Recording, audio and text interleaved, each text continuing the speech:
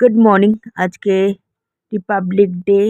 তো সব কাকিমারা সবাই চলে এসছে এখানে ফ্ল্যাগ হোয়েস্টিং হবে বলে পাড়াতে। আর বাবা এখন দায়িত্বে রয়েছে, এখন মালা কিনে নিয়ে এসছে বাজার থেকে, নিজেদেরকে মালা পরাচ্ছে এখন।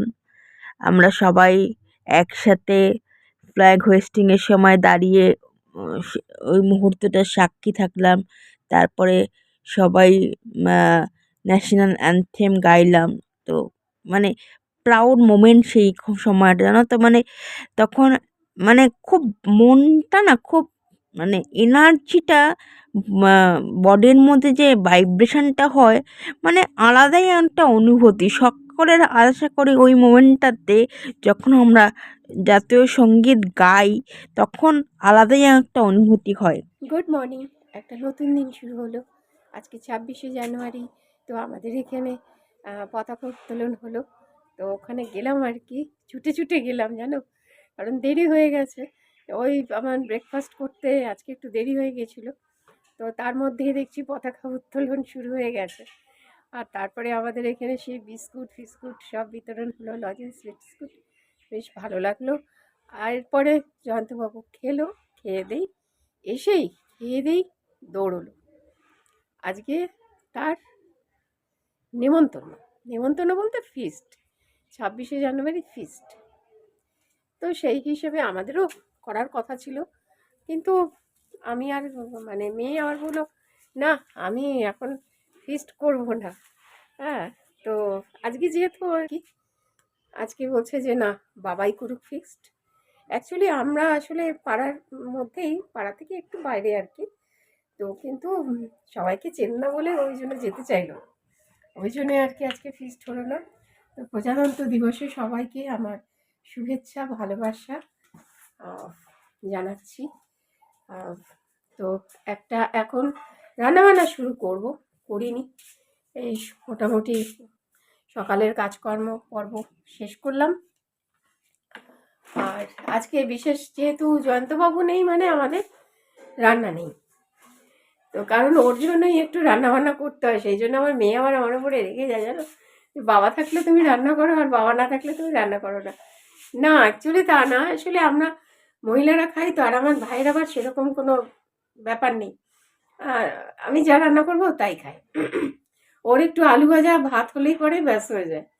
তো যাই হোক, তবুও একটুখানি অল্প, আজকে একেবারেই কিছু করবো না তা না, অল্প করে আজকে একটু চিকেন রান্না করবো, পাতলা করে ঝোল করবো।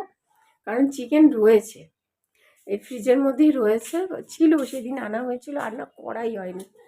তো ওই জন্যই ভেবেছি আজকে করব, আর ওইটাই আমরা তিনজনে মিলে খেয়ে নেব। আর রাতের আমার কোনো ঝামেলা নেই জানো তো, রাত্রিবেলার কোনো ব্যাপার নেই, কারণ অল্পই রয়েছে। এই বক্সে রেখে দিয়েছিলাম, বোধহয় 5-6টা মতো হবে, ওইটাই করবো আজকে। এখন বার করে একটু জলে রাখি। আর সকালবেলা আমি একটুখানি এখনই, সকাল বলতে এখনই গিয়েছিলাম আর কি। দেখো পুরো বরফ হয়ে গেছে, দেখো বরফ হয়ে গেছে। এখন জলে রেখে কিছুক্ষণ ভিজিয়ে রাখবো। তারপর ওই আসলে এই পায়েলের জন্য এটা রেখে দিয়েছিলাম কি, ওই একটু ওই গাজর টাজর দিয়ে, বিনস দিয়ে একটু পাতলা করে ঝোল করে দেবো, সেই জন্য চিকেনটা রেখে দিয়েছিলাম। আর করাই হয়নি, তো সেই জন্য আজকে ভেবেছি এটাই করে দেবো। তো চলো এটা এখন ভিজিয়ে রাখি। আর একটু দোকানে গিয়েছিলাম, এই দোকান থেকে একটু মশলাপাতি আমি এনেছি। এটা এই শুকনো লঙ্কা, আর এই যে এইটা এত মশলা এই বাবা এনেছে। সকালবেলা বাবা দেখলাম একটু আমায় বললো, আমি তোমার দিয়ে যাচ্ছি, একটু কম ছিল আর কি। তো কারণ কি, ওনা এইগুলো তো কাশ্মীরি লঙ্কা গুঁড়ো, আর এই জিরেগুলো না, জিরে আর ধনে ও ওই তো বাবা ইসে থেকে নিয়ে আসে, ওই যেখানে ভাঙায়, হ্যাঁ ওই ভাঙানো মশলা,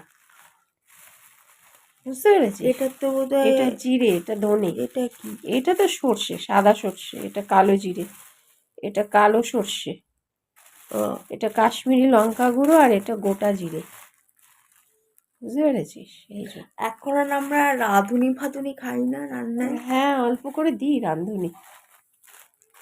ওটা হচ্ছে কি বলতো, ওই ডালে ফালে দিলে ভালো লাগে। হ্যাঁ, ডালেই তো রাঁধুনি খায়। হ্যাঁ। তো সকাল থেকেই বাবা চলে গেছে পিকনিকে। এখন বাবা পিকনিকে চলে গেছে। তো এখন 3 বেলা খাওয়া দাওয়া। পিকনিক মানেই খাওয়া দাওয়া, সকলেই জানি। পিকনিকে কী কী হয়? পিকনিকে হচ্ছে গান বাজনা।